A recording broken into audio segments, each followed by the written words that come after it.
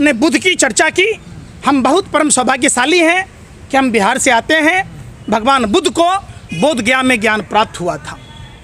भगवान महावीर की जन्मस्थली है बिहार, माँ सीता की जन्मस्थली है बिहार, गोविंद सिंह की जन्मस्थली है बिहार। तो हमारी मिट्टी, हमारी विरासत ये सिखाती है सर्वधर्म समभाव की।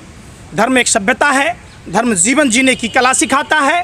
जितने भी आराध्य देव हुए, उन्होंने जब जब मानव समाज में कुरीतियाँ ज़्यादा फैल गई तो वो उस कुरीतियों को दूर करने के लिए आए, जो भगवान के नाम से और अलग अलग पंथों के नाम से जाने जाते हैं।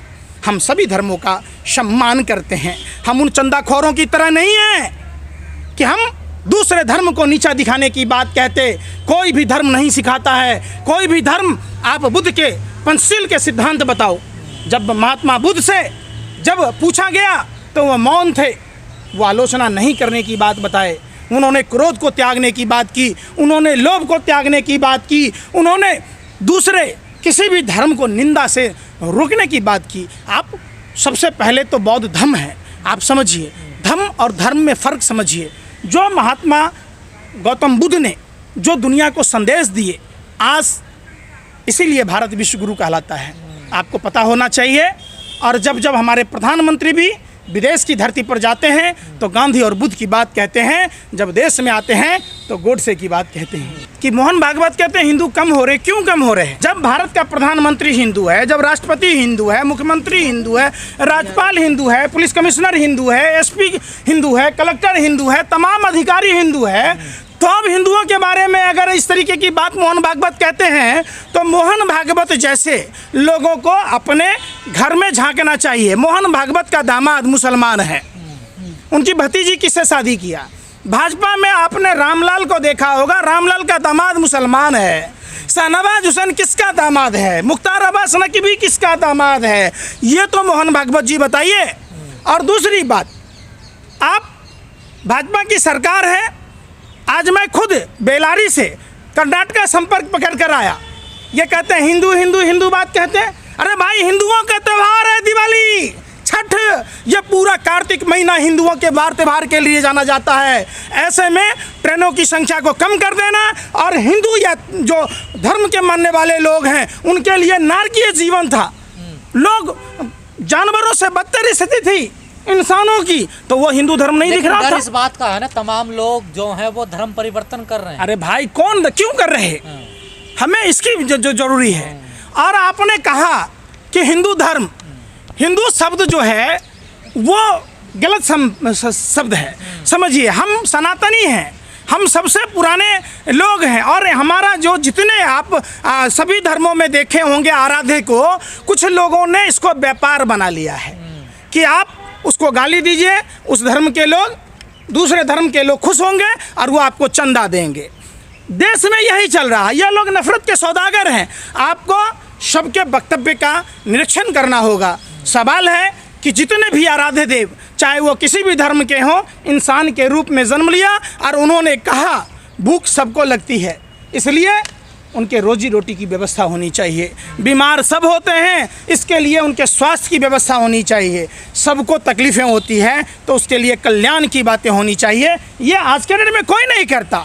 ये सारे के सारे चंदाखोर लोग हैं, कमीशन खोर लोग हैं, ये नफरती सौदागर लोग हैं, ये विदेशी शक्तियों के हाथ में बिके हुए लोग हैं जो हमारे देश को कमज़ोर कर रहे हैं। हमारा कोई भी धर्म कोई गाजर मूली थोड़े ना है। समानता नहीं है इस धर्म में जो लोग छोड़ के जा रहे हैं। देखिए, सारी चीज़ें हैं।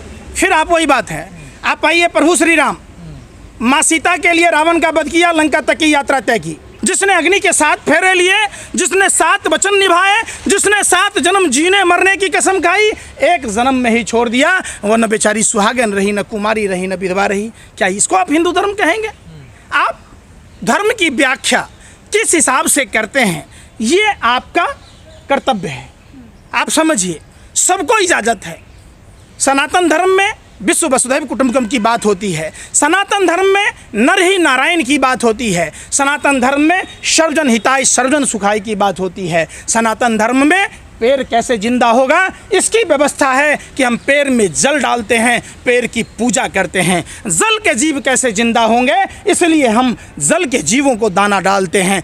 हमारे देश की महिलाएं सड़कों पर बच्चों को जन्म दे रही थी, लोग सड़कों पर रेल के पटरियों पर कटकर मर रहे थे, लोग पैदल घर नहीं जा पा रहे थे, कोई अपने बीमार माँ को अपने कंधे पर लाद कर पुणे से दरभंगा तक घर गया। जिस बेटी को हम पूछते हैं वो 13 साल की बेटी साइकिल पर अपने बीमार पिता को लेकर गया। उस समय मोहन भागवत और मोहन भागवत के टट्टू कहाँ थे?